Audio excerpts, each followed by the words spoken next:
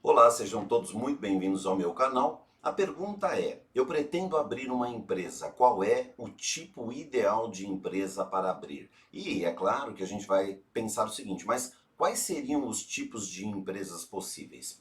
O que você deve levar em consideração é que normalmente quando nós falamos em abertura de empresa, nós procuramos diretamente um contador. Isso faz com que a gente acabe abrindo uma empresa sem entender os efeitos jurídicos e nem sempre isso vai ocorrer da melhor forma ou da forma mais adequada. O que você vai ter é uma empresa, mas faltou analisar os efeitos jurídicos. Então, eu convido você para nós fazermos uma análise aqui em uma breve síntese para você entender dessas possibilidades.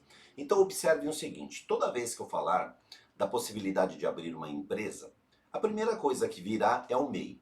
O MEI, o microempreendedor individual, ele não foi criado exatamente para ser uma espécie de empresa. Ele foi criado simplesmente para tirar algumas pessoas da informalidade e, ao mesmo tempo, permitir que essa pessoa tivesse inclusão previdenciária.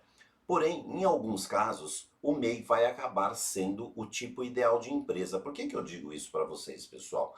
Se eventualmente você for prestar serviços para alguém que exija que você efetivamente tenha um CNPJ e que você ou não tenha a necessidade de emitir notas fiscais, ou a emissão de notas fiscais não vai ultrapassar o limite de R$ 81.000 bruto por ano, desde que você se enquadre nas atividades possíveis do MEI, você então poderia fazer esse registro.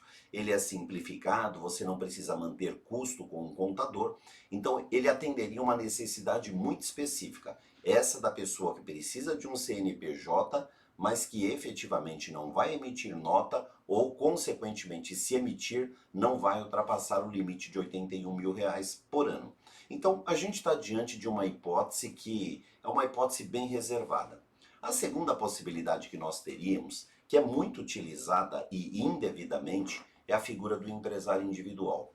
O empresário individual é aquela pessoa que quer exercer a atividade empresarial sozinho. Esse tipo de empresa serve para a natureza de qualquer atividade empresarial, seja comércio, seja indústria, seja serviço, seja até atividade rural. Só que há um agravante em relação a essa forma de empresa. É que o registro da pessoa se dá como pessoa física. Embora ela tenha um CNPJ, isso não é sinônimo de pessoa jurídica. E aí é claro que há um agravante por trás disso. Se essa empresa contrai dívidas, no futuro o credor for executar essas dívidas, ele poderá penhorar não apenas os bens que pertencem à empresa em si, mas todos os bens pessoais do indivíduo que constituiu esse tipo de empresa. Então, do ponto de vista da proteção jurídica, não é recomendável. Ah, professor, mas eu quero exercer atividade empresarial sozinho, não quero ter sócio. E eu tenho uma outra alternativa em relação a isso? Tem sim, pessoal. É a figura da sociedade limitada. A sociedade limitada, essa sim, uma vez registrada, constitui uma pessoa jurídica.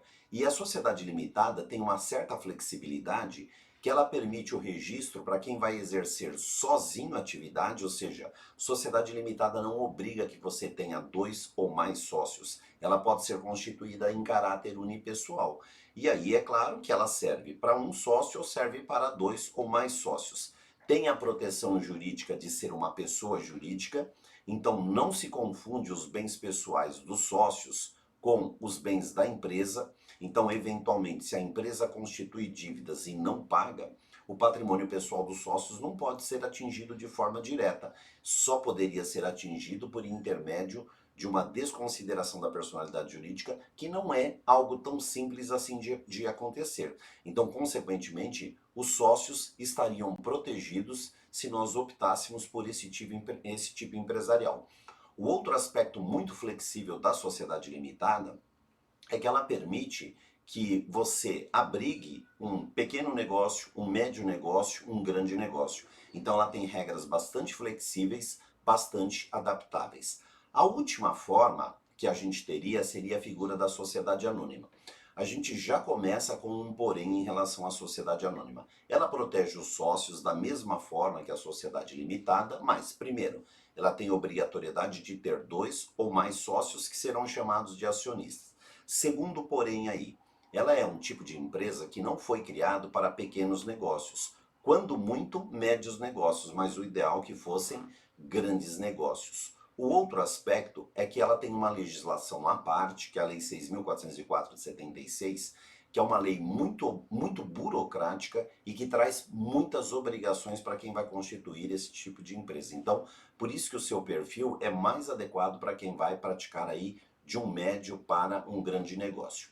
Em relação ao aspecto tributário, a sociedade anônima, ela também peca, gente, porque ela não pode ser enquadrada no regime tributário do Simples Nacional, o que faria com que, em tese, não é uma verdade absoluta, mas que em tese ela tivesse um custo tributário mais elevado do que as outras formas empresariais.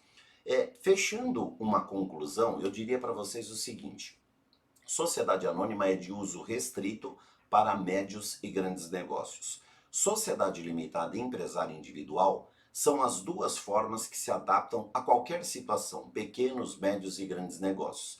Com a desvantagem para o empresário individual, que ele é uma pessoa física e não protege o patrimônio pessoal do sócio, e com a vantagem da sociedade limitada, que além de proteger o patrimônio pessoal, tem essa flexibilidade de não precisar necessariamente de dois sócios. Então, pessoal, eu apostaria na sociedade limitada como a melhor forma para o exercício de atividade empresarial, tá? Mas há um cuidado.